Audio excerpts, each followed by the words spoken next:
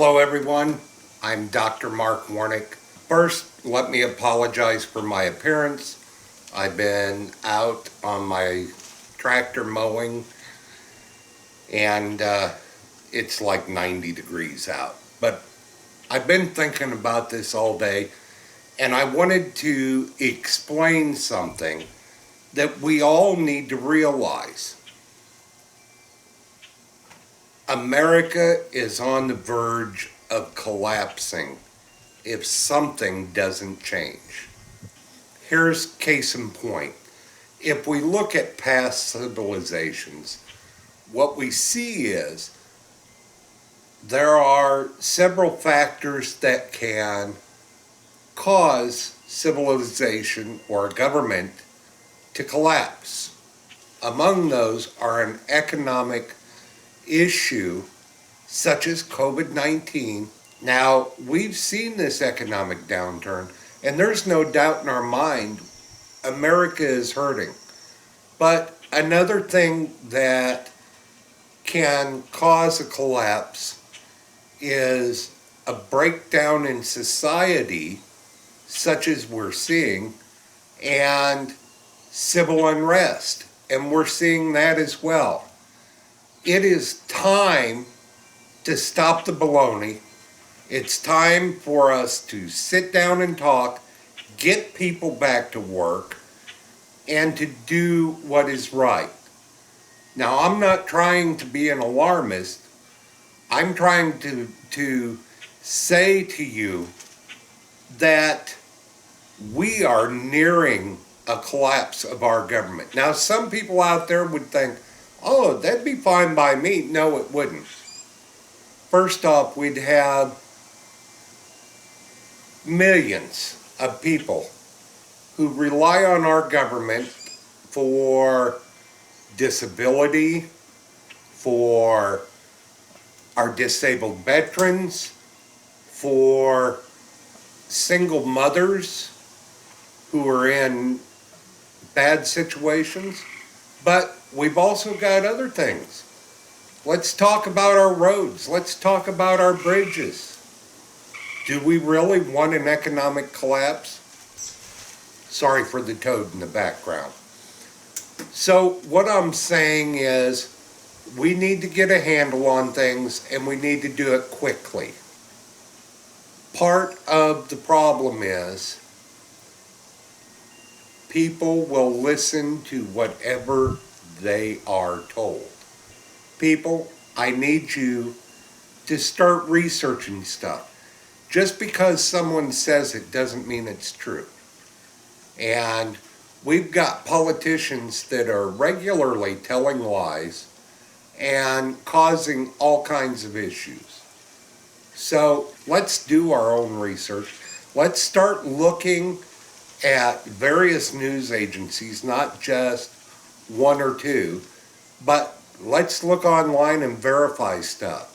Now, when it comes to George Floyd, I am here to tell you that from what I've seen and all the evidence I've heard, he was murdered. There's no ifs, ands, or buts about that. I don't think anyone with a rational mind would say otherwise. He was restrained, he had a knee on his neck. This isn't the way we're supposed to be.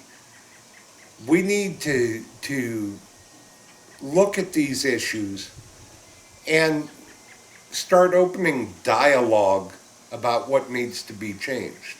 Now, for the protesters, we get your point. People know that. And now is the time to stop the protesting and start writing government officials. Write to your city, your county, your state. Go to the ballots. Vote out the people that aren't doing the right thing and vote in the ones that say they will. And if they won't do it, vote them out. It's time for change. Racism in this day and age should not be acceptable. It just shouldn't. As far as the looters And those burning buildings, people, we need to take action and take action quick. President Trump said he's sending in the military. People are saying he can't send in the military. Wrong answer. If you look at the laws, you look at past history, Eisenhower did it, Johnson did it, George Bush did it, okay? And there's several instances when the military was sent in when civil rights were being violated, when the Constitution was being violated. Case in point, what about 67 or 68 when the military was sent in to stop the desegregation of Arkansas? Okay? If you don't think they can do it, think about that. So, here's what's going to happen. If we continue to go down this road, our whole society will eventually collapse. And that will be good for no one except for those that are in the black market. It's time to think.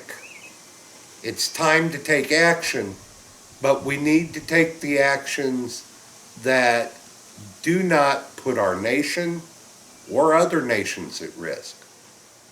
We also need to be aware that the unintended consequences may come at a high cost.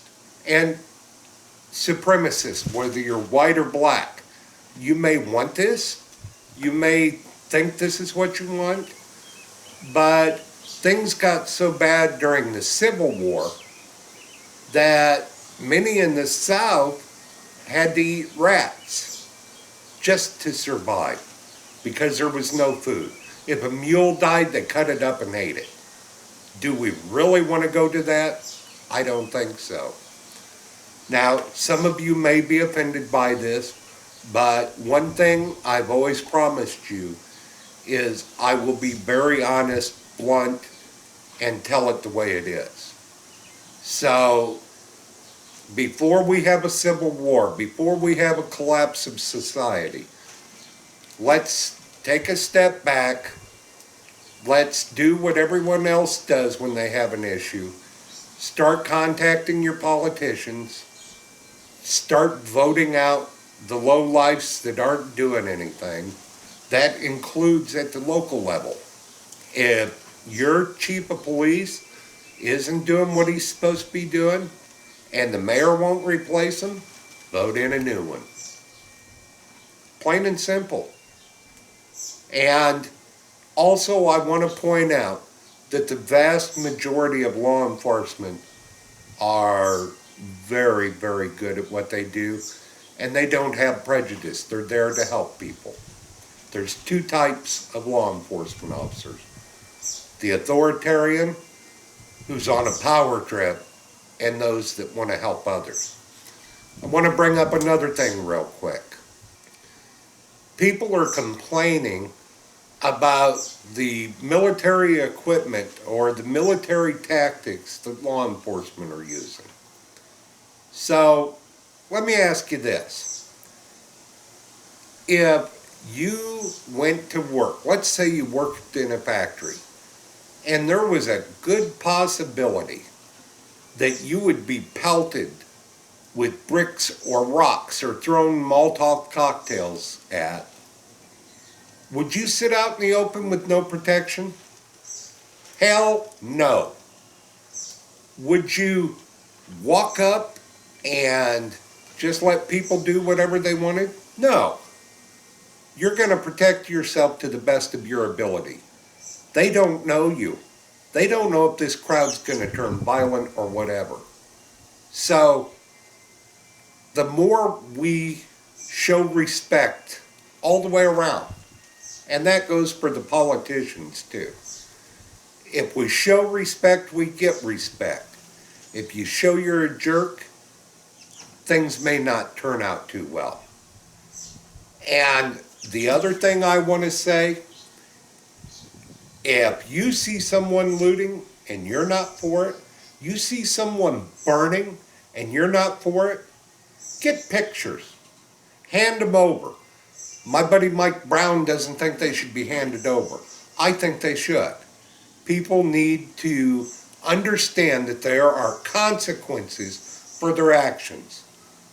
If they aren't going to be a viable member of society, then then they need to be a non-viable member of prison. I'm sick of coddling people that think they can get away with everything. We don't need to coddle them. We just need to show them that there are consequences. If our children act up, we punish them. Whether we take their phone away from them, whether we put them in their room, whatever. These are people that, because they've done wrong, they should be punished. And I don't care what race, what color, what ethnicity you are, do wrong, get punished. I apologize for this rant, but I'm concerned. And, let me go back to sending in the military. If constitutional rights are being violated, then the federal government can send in federal troops, federal officers, and ensure that those rights aren't being violated. Do you think that if some hoodlums are going out there and tearing up a business owner's store, a small business, and burning them, that their civil rights have been violated? What about life, liberty, and the pursuit of happiness? We need to think. We really need to think. I'm going to shut up now so that I don't get banned from YouTube. But I just want to tell the truth, and I want people to think about their actions. Thank you so much, and see you next time. Don't forget to get your copy of the Doctor of Disasters book, Emergency Incident Management Systems, at Amazon.com. The Doctor of Disaster is a wholly owned subsidiary of Warnick & Associates Incorporated.